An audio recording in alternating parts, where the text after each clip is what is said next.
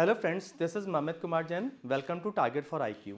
देखिए, आज मैं आपके सामने जो टॉपिक ला रहा हूँ वो मुस्लिम लॉ में एक बहुत इंपॉर्टेंट टॉपिक है। यहाँ पर मैं बात करूँगा मुस्लिम मैरिज की, और उसमें भी स्पेशली एक टॉपिक की बात करूँगा एज की। यानी जनरली क्वेश्चन पूछ लिया जाता है और इवन मेंस में भी ये पूछा जाता है कि यदि हम मुस्लिम मैरिज की बात करते हैं तो उसमें जो मेल और फीमेल है उनकी जो मैरिज की एज होती है वो क्या होती है। तो उसमें मैं आपको कुछ बातें बताने वाला हूँ जो आपके मेंस और प्री दोनों के लिए बहुत इंपॉर्टेंट होने वाली है।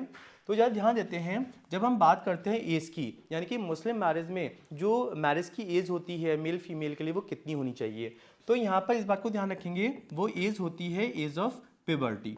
अब एज ऑफ जो प्यूबर्टी है उसको हम बोलते हैं यौवनावस्था की वय। यौवनावस्था की वय, वय का मतलब होता है एज। और इस बात को ध्यान रखेंगे कि जनरली हम ये मानते हैं कि जो मैरिज की एज होती है वो जनरली मेजोरिटी की एज होनी चाहिए, लेकिन ऐसा नहीं है। यहाँ पर जनरली जो मेजोरिटी की एज को हमने काउंट नहीं करते हैं, बल्कि यहाँ पर जो एज मानी जाती है वो 15 ईयर्स मानी जाती है। यानी कि आप मेल और फीमेल कुछ भी हैं, तो यहाँ पर मुस्लिम लॉ में यदि हम बात करें मैरिज के लिए, तो यदि आप 15 साल के हो जाते हैं, चाहे आप मेल हैं या फीमेल हैं, आप मैरिज करने के लिए कॉम्पिटेंट होंगे। और यही एज मानी जाती है एज ऑफ प्यूबर्टी, यानी कि इसी को हम यौवनावस्था की वय मानते हैं। और ये एक एज ऐसी होती है जिसमें जो मेल और फीमेल दोनों ही कोहैबिटेशन के लिए, यानी कि समागम करने के लिए सक्षम माने जाते हैं, कॉम्पिटेंट माने जाते हैं। तो यहाँ पर इस बात को बिल्कुल आप ध्यान रखें कि मुस्लिम लॉ में जो मैरिज की एज है 18 साल ना होके, चाहे वो मेल हो फीमेल हो, 15 ईयर्स मानी जाती है। लेकिन यहाँ पर भी हम देखेंगे कि यदि हम एज को देखें तो उसके भी हम एज को लेके इसका भी क्लासिफिकेशन कर सकते हैं 3 तरीके से। और ये क्लासिफिकेशन हो सकता है, एक पहला स्टेज को दिखाएंगे हम शरीरी, यानी कि मैं एज के हिसाब से ये क्लासिफिकेशन कर रहा हूँ। तो जो एक होता है शरीरी, एक आपका होता है सगीर, और एक आपका होता है बुलूग। तो यहां पर हम देखेंगे कि जो सगीर है, जो सगीर का जो एज मैं दिखा रहा हूं वो है 0 to 7। यानी कि सगीर में यदि कोई मैरिज की जाती है मुस्लिम में, यानी मुस्लिम लॉ में यदि कोई मैरिज सगीर की स्टेज में की जाती है, और सगीर की स्टेज क्या है 0 to 7, तो इसमें जो मैरिज होता है वो हमेशा ही वॉइड होगा। भले ही गार्जियन की कंसेंट हो या ना हो, वो मैरिज वॉइड ही मानी जाएगी। और यदि हम बात करते हैं शरीरी की, तो जो शरीरी की स्टेज है वो 7 to 15 मानी जाती है। और इस बात को आपको ध्यान रखना है कि यहाँ पर जो मैं चूंकि एज के अकॉर्डिंग इसे डिवाइड कर रहा हूँ, तो सगीर में 0 to 7 है और यहाँ पर 7 to 15 एज मानी जाती है। ये 7 to 15 में यदि कोई मैरिज होती है तो जनरल रूल हमारा वही चलेगा कि ऐसी मैरिज वॉइड होगी। लेकिन यदि यहाँ पर गार्जियन की कंसेंट से आप ये मैरिज करते हैं तो फिर ये मैरिज वैलिड हो जाएगी, ये मैरिज वैलिड मानी जाएगी, ये मैरिज वैध मानी जाएगी। तो यहाँ पर आपको पहले फोकस ये करना है कि यदि एज जनरली तो 15 साल से आप ऊपर है तो वो वैलिड मैरिज मानी जाएगी, और यहाँ पर नॉर्मल कोर्स में आपको गार्जियन की कंसेंट की जरूरत नहीं है। लेकिन यदि सगीर है, यानी कि आपकी जो एज है वो 0 to 7 है, तो चाहे गार्जियन की कंसेंट हो या ना हो, ये मैरिज वॉइड मानी ही जाएगी। लेकिन जो शरीरी है, तो शरीरी में जो एज हमने दिखाई है वो है 7 to 15, और 7 to 15 में भी मैरिज वॉइड होती है, लेकिन गार्जियन की कंसेंट से मैरिज वैलिड मानी जाती है। और जो बुलूग है उसकी जो हमने एज रखी है वो +15 है, यानी कि यहाँ पर यदि आप 15 साल से ऊपर के हैं तो ये मैरिज वैलिड ही मानी जाएगी, भले ही आप यहाँ पर आप गार्जियन की कंसेंट लेते हैं या नहीं लेते हैं। यदि मेल और फीमेल दोनों की एज 15+ है तो ऐसी मैरिज वैलिड मैरिज मानी जाएगी।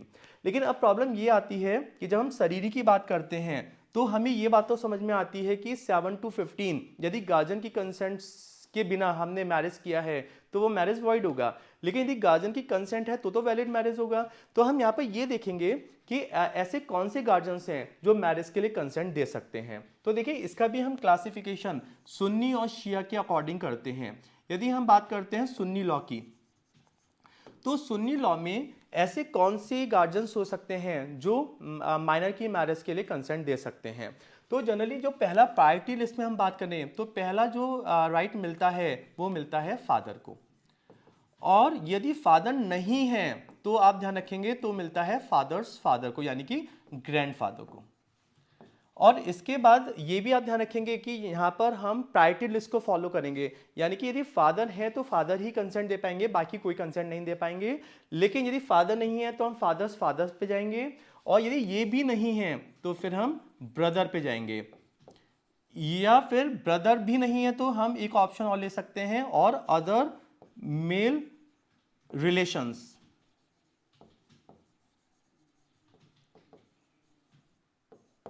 लेकिन जो अदर मेल रिलेशंस होंगे ये होंगे ऑन द फादर साइड, यानी कि यहां पर या तो ब्रदर कंसेंट दे रही थी, फादर और फादर्स फादर नहीं है तो ब्रदर को हमने पावर दी है, या ब्रदर भी नहीं है तो कोई male relations on father side.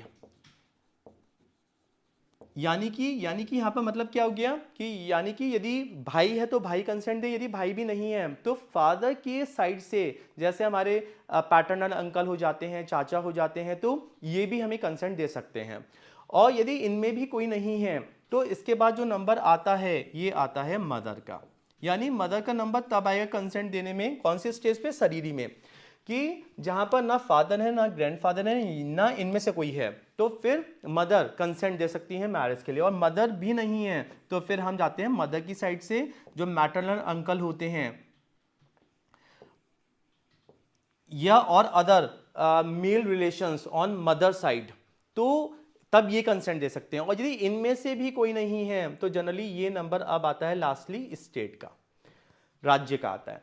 तो जनरली हम ये तो मैंने अभी आपको जो बताया सुन्नी लॉ में बताया है कि यदि शरीरी की स्टेज है, क्योंकि शरीरी की स्टेज में चूंकि मैंने आपको वो एज बताया है कि 7 to 15 होता है, और 7 to 15 में यदि गार्जियन की कंसेंट से मैरिज होती है तो वो वैलिड मैरिज मानी जाती है। अब प्रॉब्लम ये आती है, चलो ठीक है 7 to 15 हम गार्जियन की कंसेंट से मैरिज कर लेते हैं, तो ऐसे कौन से गार्जियंस होंगे जो कंसेंट दे सकते हैं? तो मैंने आपको यहाँ पर बताया कि पहले नंबर पे फादर, फिर फादर्स फादर, फिर ब्रदर और other male relation on father side, फिर मदर, फिर मैटरनल अंकल, और इसके बाद नंबर आता है स्टेट का। लेकिन इस बात को ध्यान रखना है कि इस सीरीज को, इस प्रायोरिटी लिस्ट को आपको स्ट्रिक्टली फॉलो करना होगा, यानी कि ये हैं तो इनमें से हमें कोई भी कंसेंट नहीं लेंगे, ये काम करेंगे ही नहीं। और यदि ये नहीं है तो फिर इनका नंबर आएगा, ये भी नहीं है तो फिर थर्ड पे जाएंगे आप, यानी कि इस सीरीज को आप स्ट्रिक्टली फॉलो करना पड़ेगा। और यदि मैं बात करता हूं शिया लॉ में, तो शिया लॉ में सिर्फ यदि हम शरीरी की स्टेज की ही बात कर रहे हैं तो यहाँ पर शिया लॉ में हम ये देखेंगे कि ऐसे कौन से गार्जियन हैं जो 7 to 15 के बीच में मैरिज के लिए कंसेंट दे सकते हैं। तो वो गार्जियन केवल यहाँ पर दो ही हैं, एक फादर हैं और एक है फादर्स फादर। लेकिन आपको ये ध्यान रखना है कि यहाँ पर भी ये आपको स्ट्रिक्टली फॉलो करना पड़ेगा। यदि फादर हैं तो ये कंसेंट नहीं दे सकते, और फादर्स फादर का नंबर तब आता है जब फादर जीवित ना हो। तो ये हमने बात देखी है मैरिज के लिए, यानी कि एज ऑफ प्यूबर्टी के लिए। और यहाँ पर मैं बस एक नई कंसेप्ट और लेके आने वाला हूँ। जनरली आपने सुना होगा, मेंस में भी क्वेश्चन पूछ लिया जाता है आपसे, जिसे बोलते हैं ख्यार उल बुलूग, यानी कि इसे बोलते हैं ऑप्शन ऑफ प्यूबर्टी। और जो ख्यार उल बुलूग या ऑप्शन ऑफ प्यूबर्टी जो होता है, यानी कि यौवनावस्था का विकल्प भी कहते हैं, ये होता क्या है बेसिकली मैं आपको बता दूं कि पहले कंसेप्ट ये था कि यदि आपकी मैरिज कब हुई है, इस स्टेज पे हुई है, शरीर की स्टेज पे हुई है, क्योंकि सगीर में तो जो मैरिज है वो हमेशा ही वॉइड है, और जो बुलूग है उसमें मैरिज हमेशा ही वैलिड है, भले ही गार्जियन की कंसेंट हो या ना हो। लेकिन यहाँ पर हम शरीर की जो स्टेज देख रहे हैं तो उसमें हम ये देखेंगे कि यदि आपकी जो मैरिज हुई थी 7 to 15 के बीच में, वो आपके गार्जियन ने कराई थी, और मैंने आपको लिस्ट भी बता दी कि सुन्नी में कौन है और शिया में कौन है। लेकिन इस बात को आप ध्यान रखेंगे कि ख्यारुल बुलूग या जो ऑप्शन ऑफ प्यूबर्टी है वो बेसिकली है क्या, कि यदि आपकी मैरिज 7 to 15 की एज में, यानी कि शरीरी की स्टेज में हुई थी, तो यहाँ पर यदि फादर और ग्रैंडफादर की कंसेंट के बिना कोई मैरिज किसी और गार्जियन की कंसेंट से हुई थी, तो वहां पर ऐसे हस्बैंड वाइफ को ये राइट है कि वो ऑप्शन ऑफ प्यूबर्टी को यूज करे, यानी कि जब वो 15 साल से ऊपर का हो जाए और जब तक वो 18 साल का ना हो जाए, तब तक वो ऐसी मैरिज को जो उनके गार्जियन ने इस स्टेज पे कराई थी, शरीर की स्टेज पे, तो वो जब 15 से ऐसा मायना जब 15 से 18 के बीच में रहता है, तो वो ऐसे मैरिज को जो किन्हीं गार्जियन ने तो कराई लेकिन वो फादर ग्रैंडफादर ना हो, तो ऐसे में ऐसा माइनर 15 साल का होने पे और 18 साल तक जब तक रहता है, इस बीच वो ऐसी मैरिज को वॉइड डिक्लेयर करा सकता है, यानी कि उसके पास एक ऑप्शन होता है कि उस मैरिज को वॉइडेबल डिक्लेयर करा दे। यानी कि वॉइडेबल डिक्लेयर कराने का इफेक्ट ये होगा कि वो मैरिज क्या हो जाएगी, नल एंड वॉइड हो जाएगी। तो जो ऑप्शन इनके पास रहता है कब, जब वो 15 साल के हो जाएंगे और जब तक वो 18 साल के नहीं हो जाते तब तक ऐसी मैरिज को जो किस स्टेज पे हुई थी, शारीरिक स्टेज पे हुई थी और जो इनकी कंसेंट से नहीं हुई हो तो उसे शून्य करने करा सकते हैं। और ये राइट यानी कि हस्बैंड और वाइफ को इक्वली मिला हुआ है। लेकिन अब मैं आपको बता दूं कि एक एक्ट आया था 1939 का, मुस्लिम मैरिज रिजोल्यूशन एक्ट। उसमें जो मुस्लिम वाइफ है उनको 9 ग्राउंड्स ऐसे दिए गए थे कि जिनमें वो अलग से अपने हस्बैंड से डाइवोर्स ले सकती थी। तो उस एक्ट में सेक्शन 2 क्लॉज 7 में एक विकल्प हमने दिया मुस्लिम वाइफ को, अब वो भी ऑप्शन वही था, ऑप्शन ऑफ प्यूबर्टी। लेकिन यहां पर इस बात को देखेंगे कि इस मामले में जो मुस्लिम वाइफ थी उनको राइट ज्यादा दिए गए। और राइट कैसे ज्यादा दिए गए, मैं आपको ये बात समझा दूं कि नॉर्मल कोर्स में जो ऑप्शन ऑफ प्यूबर्टी है उसमें दोनों को, हस्बैंड और वाइफ को ऑप्शन ऑफ प्यूबर्टी यानी कि मैरिज को वॉइडेबल कराने का राइट तब होता जब वो मैरिज फादर या ग्रैंडफादर ने नहीं कराई होती।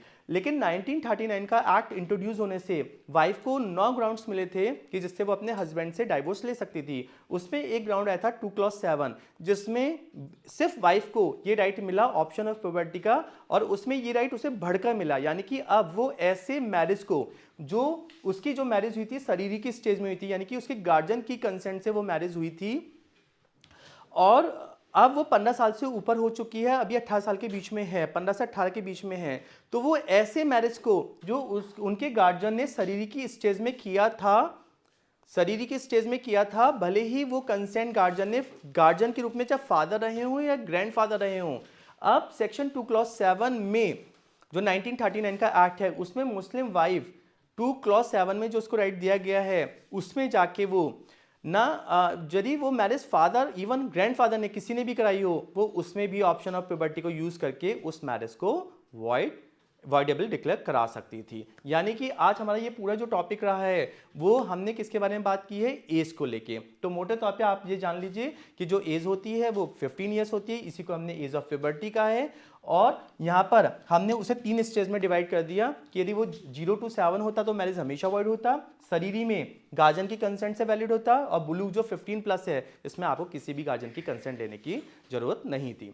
तो मुझे लगता है ये लेक्चर आपके लिए काफ़ी फ्रूटफुल होगा। और इसमें आप ध्यान रखेंगे कि मेंस में जो ऑप्शन ऑफ प्यूबर्टी है यानी कि ख्यारुल बुलूग भी बोलते हैं, ये भी शॉर्ट में एक क्वेश्चन बन जाता है, प्री के लिए भी आपको इसमें फोकस करना पड़ेगा। चलिए नेक्स्ट वीडियो में आपसे जल्दी मुलाकात होगी। Thank you so much.